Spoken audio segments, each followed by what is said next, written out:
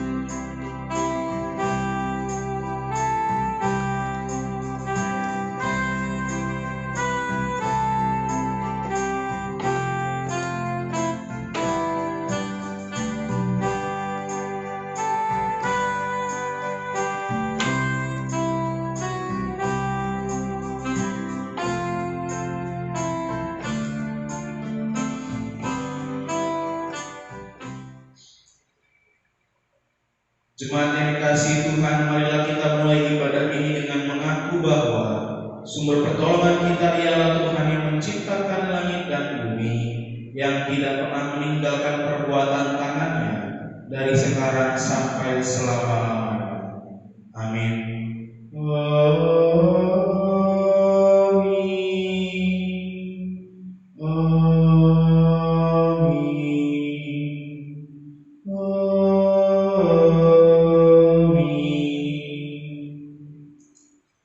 Kasih karunia dan damai sejahtera dari Allah Bapa kita dan dari Tuhan kita Yesus Kristus menyertai saudara sekalian.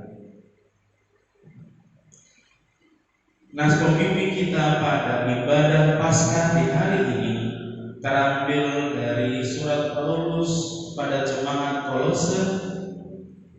Kolose pasalnya yang ketiga, ayatnya yang pertama hingga yang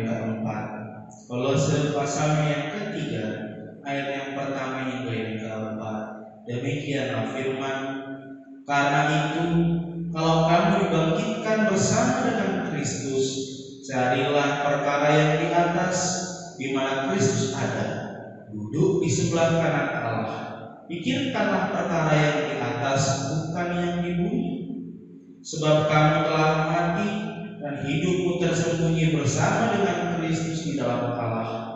Apabila Kristus yang adalah hidup kita menyatakan diri kelak, kamu pun akan menyatakan diri bersama dengan Dia dalam kemuliaan. Bersama kita merespon mas pembimbing ini dengan menaikkan pujian dari Kidung Jemaat nomor 33, baiknya yang pertama hingga yang kedua. Suaramu ku dengar.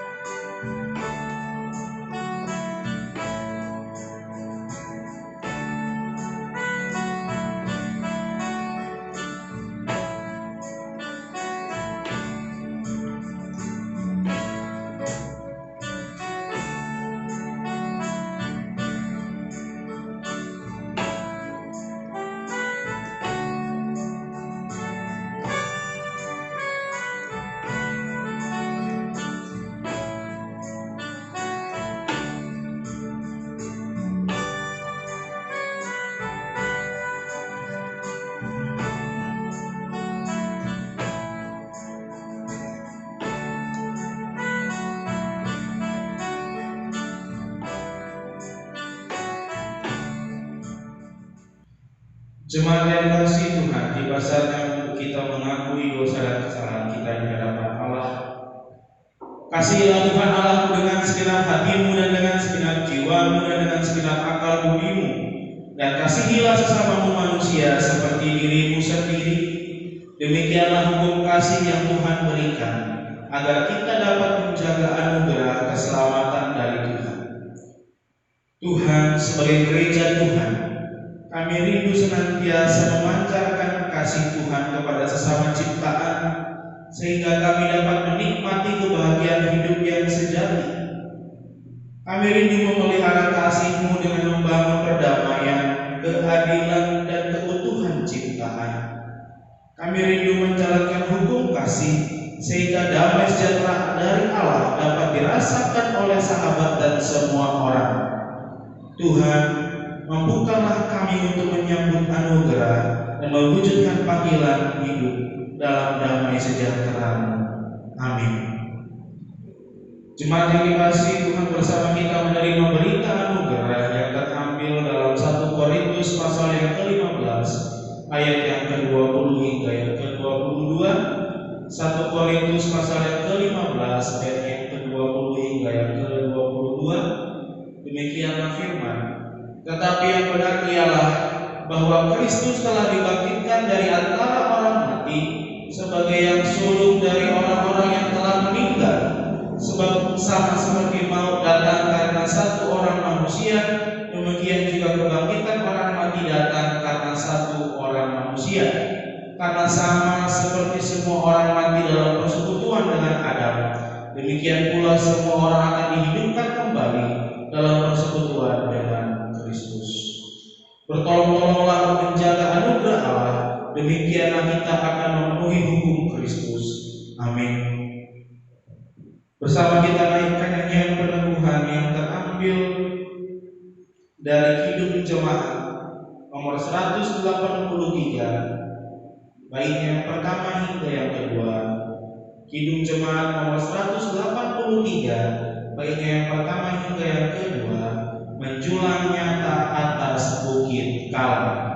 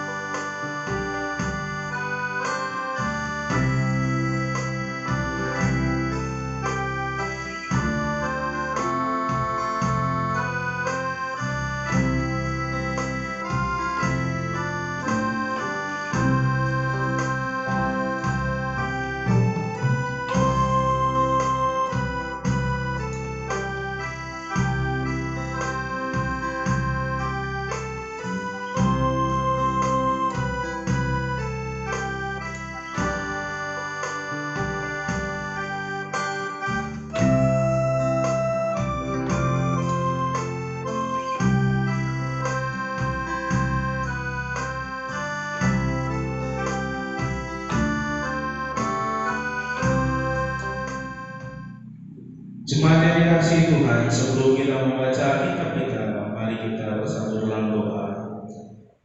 Ya Bapa, segala tulisan yang telah Engkau ilhamkan ialah firman yang bermanfaat untuk mengajar kami, untuk menyatakan kesalahan-kesalahan kami, untuk memperbaiki kelakuan kami, dan untuk mendidik kami dalam kebenaran Yesus Kristus. Kiranya Roh Kudus menerangi batin kami dan menjadikan kami pelaku-pelaku firman yang sejati. Amin.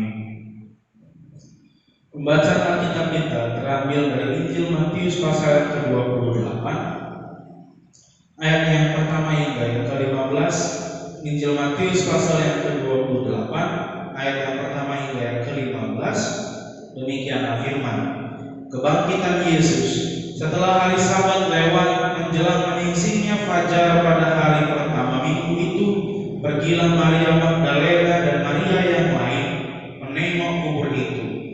Maka terjadilah gempa bumi yang hebat, sebab seorang malaikat Tuhan turun dari langit dan datang ke batu itu dan menggulingkannya lalu duduk di atasnya. Wajahnya bagaikan kilat dan pakaiannya putih bagaikan salju. Dan penjaga-penjaga itu gentar ketakutan dan menjadi seperti orang-orang mati. Akan tetapi malaikat itu berkata kepada perempuan-perempuan itu, "Janganlah kamu takut, sebab aku tahu kamu mencari Yesus yang disalibkan itu. Ia tidak ada di sini, sebab ia telah bangkit sama seperti yang telah dikatakannya. Mari, lihatlah tempat ia berbaring. Dan segeralah pergi dan katakanlah kepada murid-muridnya bahwa ia telah bangkit dari antara orang mati. Yang mendahului kamu ke Galilea, di sana kamu akan melihat dia. Sesungguhnya aku telah mengatakannya kepadamu." Mereka segera pergi dari kubur itu dengan takut dan dengan sukacita yang besar dan berlari cepat-cepat untuk memberitahukannya kepada murid-murid Yesus. Tiba-tiba Yesus berjumpa dengan mereka dan berkata, "Salam bagimu." Mereka mendekatinya dan memeluk kakinya serta menyembahnya. Maka kata Yesus kepada mereka, "Jangan takut.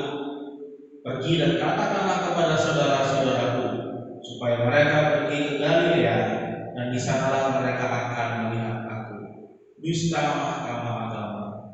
Ketika mereka di tengah jalan, datanglah beberapa orang dari penjaga itu ke kota dan memberitahukan segala yang terjadi itu kepada imam-imam kepala. Dan sesudah berunding dengan tua-tua, mereka mengambil keputusan lalu memberikan sejumlah besar uang kepada saudara-saudara itu dan berkata, "Kamu harus mengatakan bahwa murid-muridnya datang malam-malam dan mencurinya ketika kamu sedang tidur. Dan apabila hal ini kedengaran oleh wali negeri, kami akan berbicara dengan dia sehingga kamu tidak beroleh kesulitan apa-apa." Mereka menerima uang itu dan berbuat seperti yang dipesankan kepada mereka. Dan cerita ini tersiar di antara orang Yahudi sampai sekarang ini. Berbahagia setiap kita yang mendengar, merenungkan dan melakukan firman dalam kehidupan hari lepas hari, sabdamu abadi.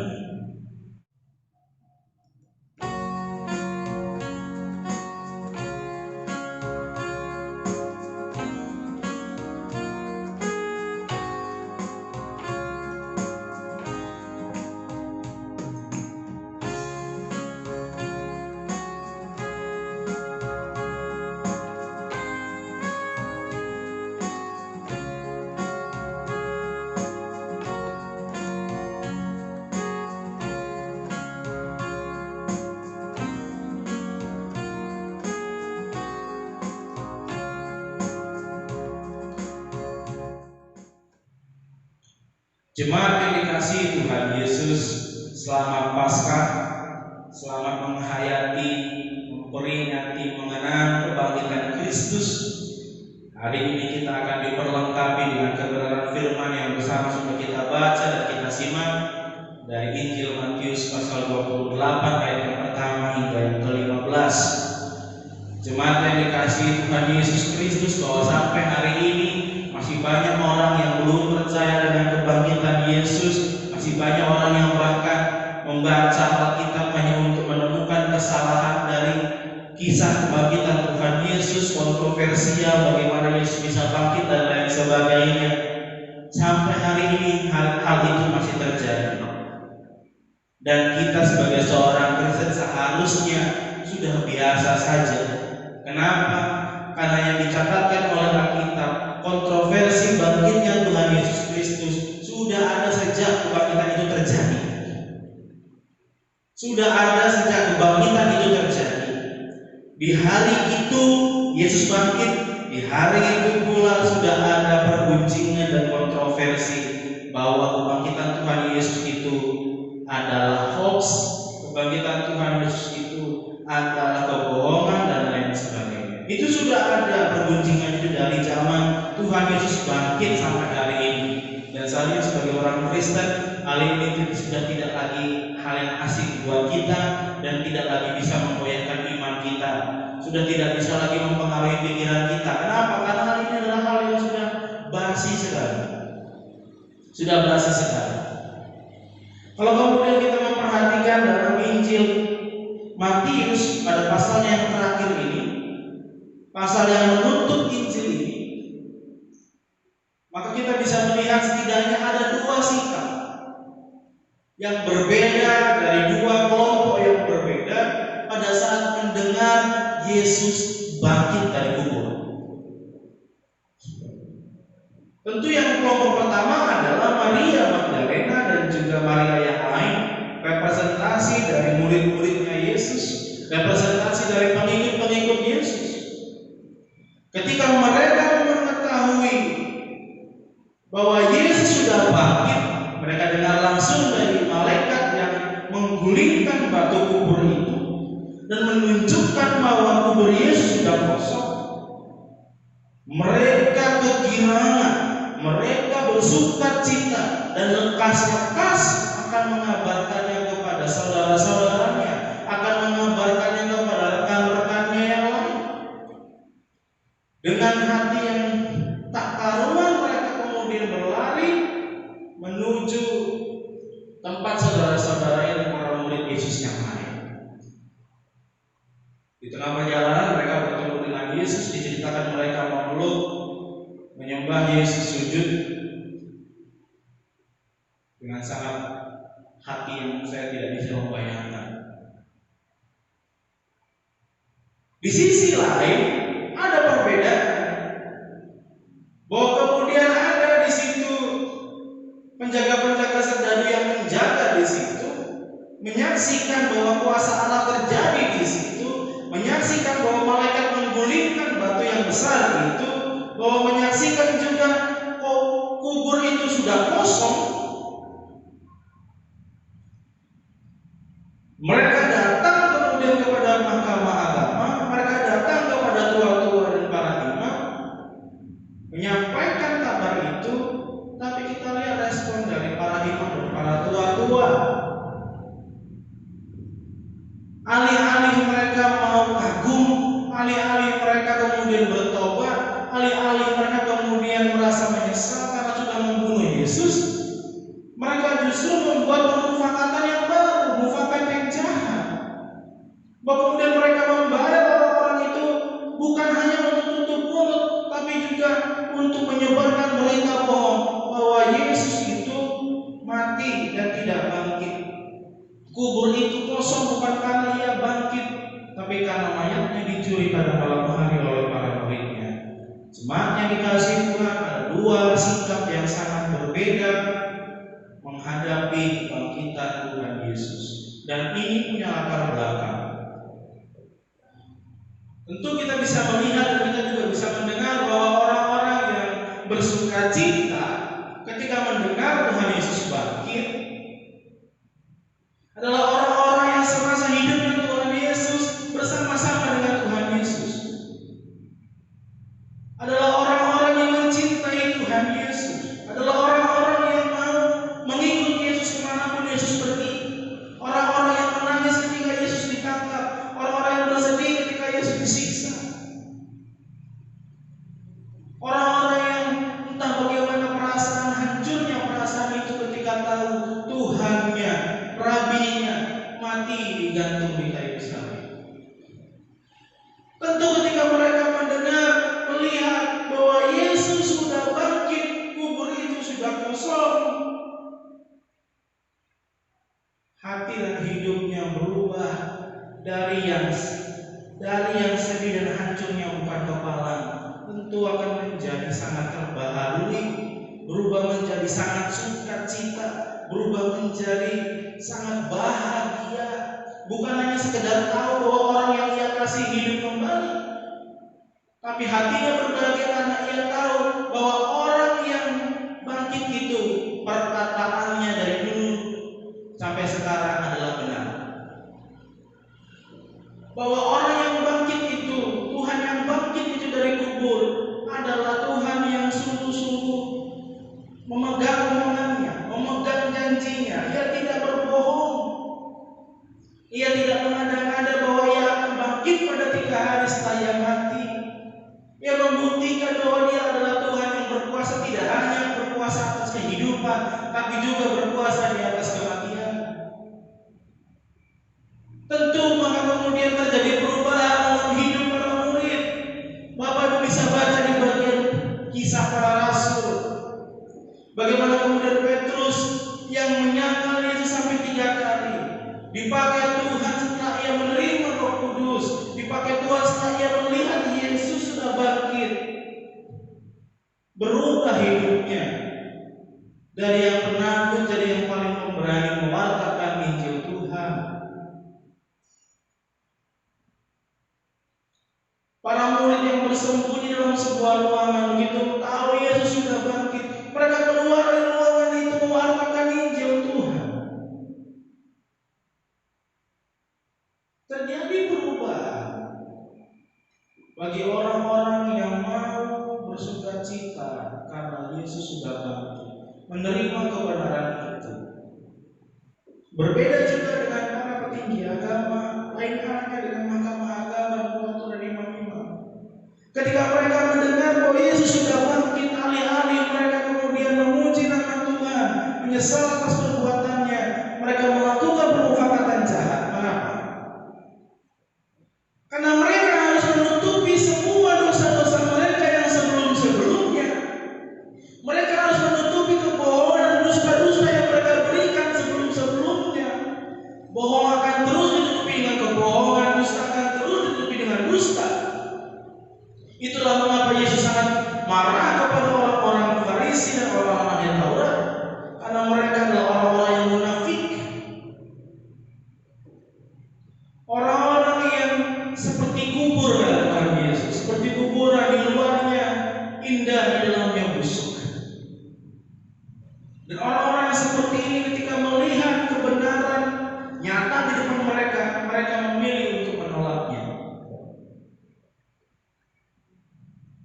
dan memilih untuk menyebarkan berita yang lain, memilih untuk menyebarkan berita yang bohong, yang tidak sesuai dengan kebenaran yang sesungguhnya terjadi dalam kenyataannya. Perayaan kebangkitan Tuhan Yesus Kristus sudah semestinya kita rayakan dengan sukacita, sama seperti apa yang dikerjakan oleh Maria Magdalena dan Maria temannya yang kemudian begitu sukacita begitu mengetahui Yesus sudah bangkit.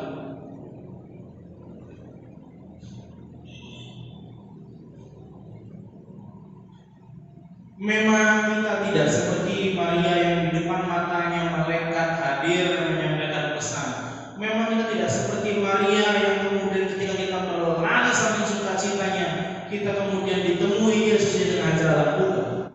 Yesus katakan, berbahagialah barang siapa yang percaya sekalipun ia tidak melihat. Karena bukan berarti ketika kita tidak melihat lalu itu tidak pernah terjadi. Saya Bapak Ibu tidak pernah melihat peristiwa meletusnya Gunung Krakatau pada tahun 1883. Letusan yang hampir dirasakan oleh seluruh dunia. Apakah itu tidak pernah terjadi?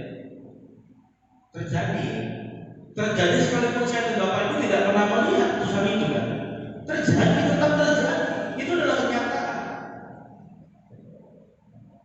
Demikian juga dengan berita kebangkitan ini, sekalipun kita tidak melihat dengan mata kepala kita sendiri, kita yakin dan percaya bahwa Alkitab mencatatkan untuk kita Yesus bangkit dari kuburnya. Maka puji Tuhan, bersyukurlah, sukacitalah senantiasa dalam hati kita bahwa apa yang dijanjikan Yesus tidak pernah meleset. Seandainya ia tidak bangkit, maka semua sia-sia apa yang kita percayai, ucap Paulus. Tapi karena ia bangkit, maka setiap janji Tuhan Yesus adalah janji yang betul-betul nyata. Ketika ia menjanjikan bahwa dalam rumah Bapakku banyaklah tempat, dan dia kesana untuk menyediakannya untuk kita. Pegang itu, kerjakan itu, imani itu dengan sukacita dalam kehidupan kita. Sekalipun tidak kita pungkiri bahwa dalam hari-hari yang kita alami banyak tantangan, banyak cobaan, banyak rintangan. Tapi jangan surut, jangan patah semangat kita.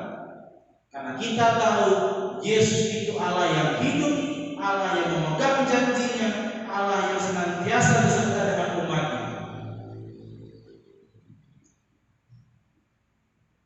Semua itu terbukti ketika ia bangkit dari mati. Dia Allah yang berkuasa, tidak hanya berkuasa atas kehidupan, tapi juga berkuasa atas kematian. Jika Allah yang luar biasa ini ada di pihak kita, apa yang harus kita khawatirkan?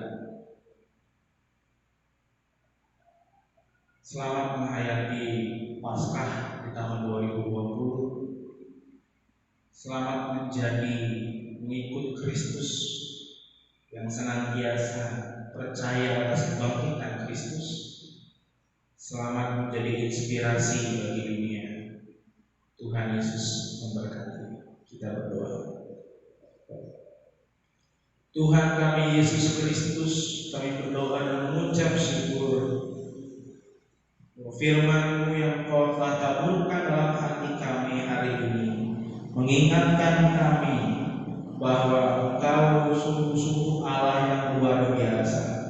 Dan ketika Allah yang luar biasa itu berada bersama-sama dengan kami, maka tidak ada satu hal pun yang perlu untuk kami takutkan, tidak ada satu hal pun yang perlu untuk kami khawatirkan, sebab Engkau adalah Allah yang hidup, yang berkuasa tidak hanya atas kehidupan, tapi berkuasa pula atas kematian. Tuhan kami Yesus Kristus, mampukan kami Tuhan untuk menjadi pengikut-Mu yang senantiasa bersuka cita oleh karena kebangkitan-Mu nyata dalam kehidupan kami, janji-Mu nyata dalam kehidupan kami. Ajar kami Tuhan terus berserah kepada-Mu ya Bapa. Tuhan kami Yesus Kristus, pada saat ini kami mendoakan Tuhan saudara-saudara kami yang bergumul dengan sakit penyakitnya di masa-masa pandemi ini. Biarlah Tuhan yang mampukan mereka untuk beroleh kesembuhan. Berkati tenaga medis, berkati obat-obatan, makanan minuman yang masuk dalam tubuh mereka menjadi sarana kesembuhan yang sejati. Kami juga mendoakan bangsa dan negara ini Tuhan, kiranya Kau perkenankan agar pandemi corona ini boleh berlalu atas bangsa ini, sehingga bangsa ini boleh dipulihkan kembali Tuhan. Tuhan kami Yesus Kristus, seluruh kehidupan kami jemaat-Mu, pekerjaannya, masa depannya, pendidikan anak-anaknya, pergumulan rumah tangganya, kami serahkan dalam tangan Pengasihan. Kiranya Tuhan turut campur dalam setiap perkara yang boleh terjadi dalam kehidupan kami. Tuhan, inilah seluruh doa kami serahkan dalam tangan Pengasihan Tuhan kami Yesus Kristus yang sudah mengajar kami untuk berdoa. Bapa kami yang di surga, dikuduskanlah nama-Mu, datanglah kerajaan-Mu, jadilah kehendak-Mu di bumi seperti di surga. Berikanlah kami pada hari ini makanan kami yang secukupnya, dan ampunilah kami akan kesalahan kami, seperti kami juga mengampuni orang yang bersalah kepada kami. Dan janganlah membawa kami ke dalam pencobaan, tetapi lepaskanlah kami daripada yang jahat, karena Engkaulah yang punya kerajaan dan kuasa dan kemuliaan sampai selama-lamanya. Amin. Jemaat Tuhan bersama dengan umat di segala tempat dan di sepanjang abad kita ikrarkan pengakuan iman rasuli. Aku percaya kepada Allah Bapa yang Maha Kuasa dari langit dan bumi, dan kepada Yesus Kristus Anaknya yang tunggal Tuhan kita, yang dikandung daripada Roh Kudus, lahir dari anak darah Maria, yang menderita di bawah pemerintahan Pontius Pilatus, disalibkan, mati dan dikuburkan, turun dalam kerajaan maut, pada hari yang ketiga bangkit pula dari antara orang mati, naik ke surga, duduk di sebelah kanan Allah Bapa yang Maha Kuasa, dan akan datang dari sana untuk menghakimi orang yang hidup dan mati. Aku percaya kepada Roh Kudus, gereja yang kudus dan am, persekutuan orang kudus, pengampunan dosa, kebangkitan orang mati, dan hidup yang kekal. Jemaat Tuhan, bertolong-tolonganlah untuk menghadirkan damai sejahtera Allah dalam kehidupan ini, dan terimalah berkat Tuhan. Tuhan memberkati engkau dan melindungi engkau. Tuhan menyinari engkau dengan wajah-Nya dan memberi engkau kasih karunia.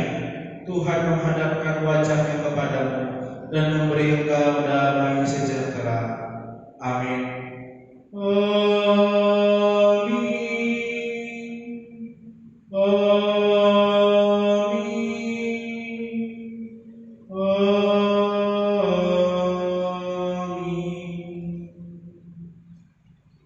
Jemaat yang dikasihi Tuhan, menutup ibadah Paskah kita minggu ini, kita naikkan pujian Kidung Jemaat 410, baik yang pertama hingga yang kedua. Kidung Jemaat 410.